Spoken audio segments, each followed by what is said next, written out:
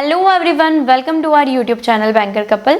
जब से IDBI bank का नोटिफिकेशन आया है जूनियर असिस्टेंट मैनेजर का, तब से बहुत सारे लोगों को बहुत सारे डाउट्स इस एग्जाम से रिलेटेड। आज इस वीडियो में मैं आपका जो सबसे मेन डाउट है, जो बहुत सारे लोग यूट्यूब पे गलत बता रहे हैं, मुझे जो लगा कि आपको पता होना चाहिए कि आईडीबीआई बैंक जो है वो एक प्राइवेट बैंक है या गवर्नमेंट बैंक है या सेमी गवर्नमेंट बैंक है, आखिर है क्या।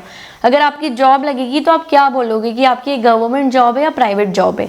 तो यहाँ पर मैं आपको ये क्लैरिटी दूंगी। मैंने आईडीबीआई की जो वेबसाइट है, ऑफिशियल वेबसाइट, उस पर जाकर चेक किया है और वहाँ पर मैं आपको एक बार थोड़ा इसके बारे में ब्रीफ भी बता देती हूँ, क्योंकि जो आईडीबीआई बैंक की एग्ज़ाम की तैयारी कर रहे हैं उनको इंटरव्यू में भी ये चीज़ हेल्प करेगी। आईडीबीआई जो है वो 1964 में हुआ था इस्टेब्लिश, और ये इसका नाम जो है IDBI industrial development bank of India ये था। ये एक डेवलपमेंट फाइनेंशियल इंस्टीट्यूशन था। उस टाइम ये एक बैंक नहीं था। 1964 में ये एक फाइनेंशियल इंस्टीट्यूशन था जो पब्लिक था, पब्लिक फाइनेंशियल इंस्टीट्यूशन, मतलब तब ये एक पब्लिक सेक्टर था। उसके बाद 2004 में, मतलब आफ्टर 40 ईयर्स, आईडीबीआई जो है वो एज अ बैंक कन्वर्ट हो गया। आईडीबीआई लिमिटेड उसका नाम रखा गया, आईडीबीआई लिमिटेड। पहले इसका नाम सिर्फ आईडीबीआई था। उसके बाद आईडीबीआई जब एक बैंक बन गया तो 2008 में इसका नाम फिर बदला और ये आईडीबीआई लिमिटेड से आईडीबीआई बैंक लिमिटेड हो गया। और उसके बाद 2019 में ये रीकैटेगराइज हुआ और इसमें वेबसाइट में क्लियरली लिखा हुआ है recategorisation of IDBI bank limited as a private sector bank. तो जब आईडीबीआई खुद अपनी वेबसाइट पे लिख रहा है कि ये एक प्राइवेट सेक्टर बैंक है, तो फिर ये गवर्नमेंट बैंक आप इसे अज्यूम कर रहे हैं, ये गलत है। इसके जो 51% total paid up equity share capital है वो एलआईसी के पास है, और एलआईसी एक गवर्नमेंट सेक्टर है। लेकिन इसका मतलब ये नहीं है कि आईडीबीआई को आप एक गवर्नमेंट बैंक बोलेंगे। हाँ, ये गवर्नमेंट बैंक की तरह रन ज़रूर करता है। यहाँ पर जो बहुत सारी पॉलिसीज़ है वो अभी भी गवर्नमेंट बैंक की तरह ही है। क्यों? क्योंकि ये पहले एक गवर्नमेंट बैंक ही हुआ करता था।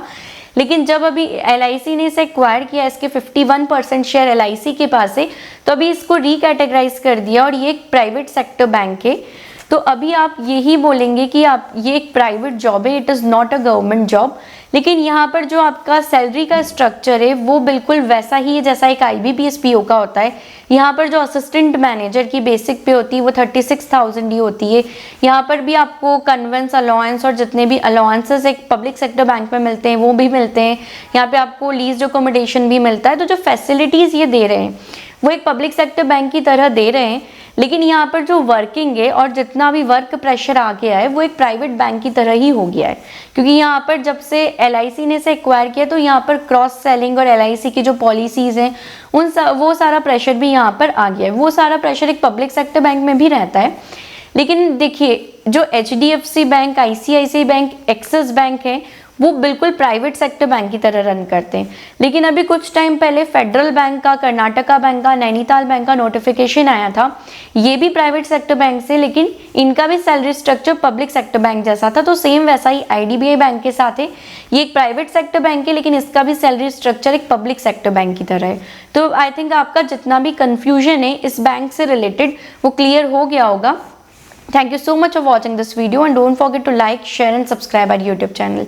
Thank you so much.